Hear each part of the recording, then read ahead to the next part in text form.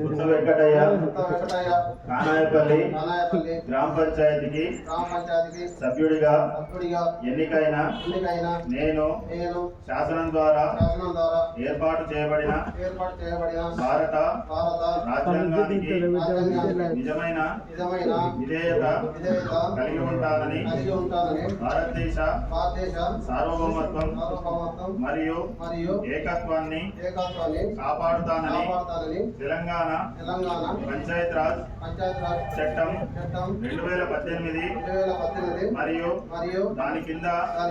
రూపొందించిన నియమావళి ప్రకారం నా విధులు మరియు బాధ్యతలను భయము పక్షపాతము లేకుండా నిష్ఠతో మరియు నిజాయితీతో నిర్వహిస్తానని ప్రమాణం చేస్తున్నాను.